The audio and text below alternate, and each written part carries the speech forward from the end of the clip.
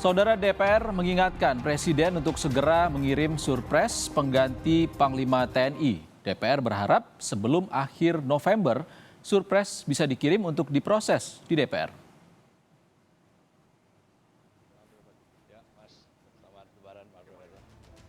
Sampai hari ini surat Presiden soal usulan nama pengganti Jenderal Andika Perkasa sebagai Panglima TNI belum diterima DPR. Wakil Ketua DPR Sufmi Dasko yakin Presiden akan mempertimbangkan nama yang sesuai dengan kebutuhan TNI dalam menghadapi tantangan ke depan.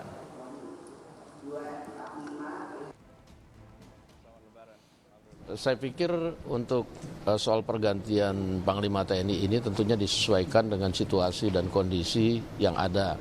Bahwa ada ketentuan tidak tertulis itu boleh saja kemudian dijadikan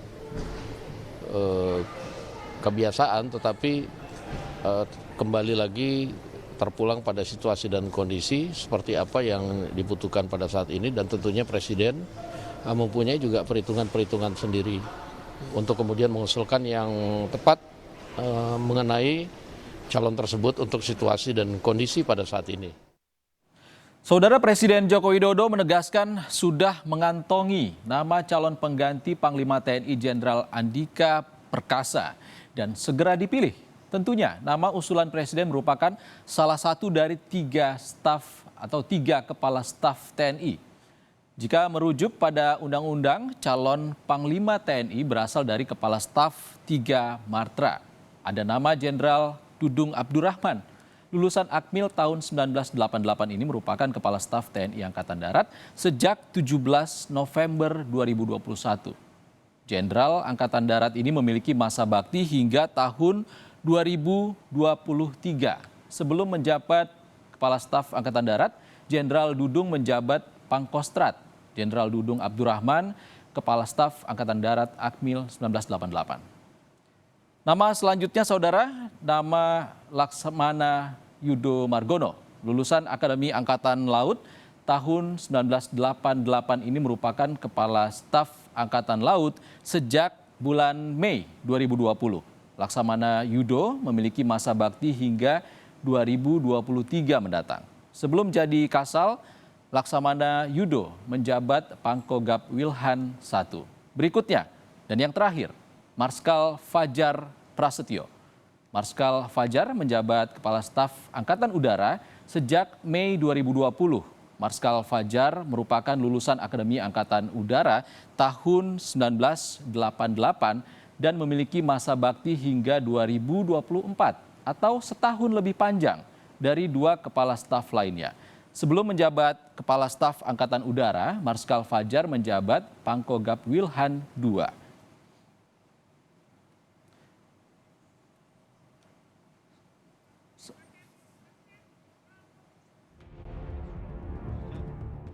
Desember 2022, jabatan Panglima TNI Jenderal Andika Perkasa akan segera berakhir karena Jenderal Andika memasuki masa pensiun. Namun hingga kini, nama calon pengganti Jenderal Andika masih belum diketahui. Berdasarkan Undang-Undang Nomor 34 Tahun 2004 tentang Tentara Nasional Indonesia, nama calon Panglima TNI diusulkan oleh Presiden dan harus mendapat persetujuan DPR. Sampai pertengahan November 2022, DPR masih menanti surat Presiden soal siapa penerus Jenderal Andika Perkasa. DPR berharap surpres dari Presiden Jokowi diterima paling lambat sebelum 25 November 2022. Pasalnya, pada 16 Desember 2022 nanti, DPR akan memasuki masa reses sehingga surpres harus dikirim 20 hari sebelum berakhirnya masa sidang. Kan masih ada batas waktunya, DPR masih akan melaksanakan sidangnya sampai nanti pertengahan Desember. Saya meyakini bahwa pasti sudah sudah ada mekanisme yang sudah dilakukan oleh Presiden, karena memang suratnya nanti akan melalui Presiden kepada Ketua DPR, dan siapa, bagaimana calon yang akan dipilih, apakah itu terkait dengan kinerja dan lain-lain. Tentu saja Presiden sudah mempunyai pertimbangan terkait dengan hal itu, dan saya tentu saja meminta sebelum reses dari atau penutupan masa sidang dari DPR, suratnya sudah diterima oleh Ketua DPR. Jika merujuk pada Undang-Undang tentang TNI, kandidat pengganti Jenderal Andika adalah kepala staf dari 3 matra TNI. Ada Jenderal Dudung Abdurrahman dari Angkatan Darat, Laksamana Yudo Margono dari Angkatan Laut, dan Marsikal Fajar Prasetyo dari Angkatan Udara. Ketiga kepala staf merupakan lulusan Akademi TNI di tahun 1988.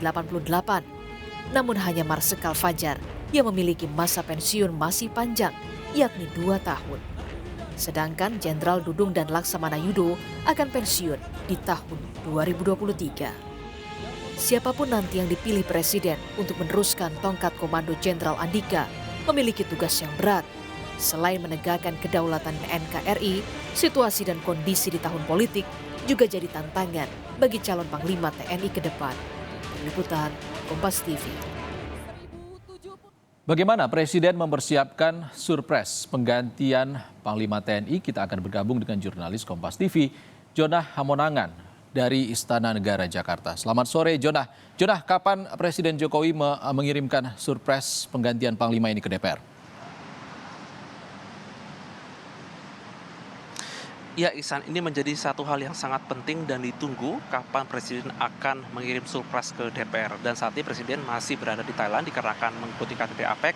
Jadi diharapkan nanti setelah kunjungan dari Thailand maka akan ada surat Presiden yang akan dikirim ke DPR. Waktunya sangat mepet, apalagi kalau kita lihat di pertengahan Desember DPR akan mengakhiri masa sidang. Jadi memang waktu yang bisa dipakai ini kurang lebih hanya sekitar 1 minggu belakangan ini. Nah, ketika nanti surat sudah sampai ke DPR, maka akan ada mekanisme selanjutnya, yaitu adalah mekanisme fit and proper test, di mana fit and proper test merupakan seperti saringan dalam rangka untuk bisa menilai bagaimana strategi dari para calon Panglima TNI tersebut. Nah, untuk calon Panglima TNI memang ini hanya 3 calon dikarenakan memang ketentuannya ada harus dari Kepala Staf Angkatan, yaitu dari Kepala Staf Angkatan Darat, Angkatan Laut, dan Angkatan Udara. Tapi dari 3 calon tersebut perlu dicatat bahwa untuk menentukan calon Panglima TNI memang tidak mudah, tidak hanya seperti melihat bagaimana eskalasi politik, tapi juga harus melihat bagaimana masa jabatan. Nah, di antara 3 Kepala Staf Angkatan tersebut, yang memiliki masa jabatan yang cukup lama adalah Kepala Staf Angkatan Udara, yaitu Marsikal Fajar Prasetyo. Tapi memang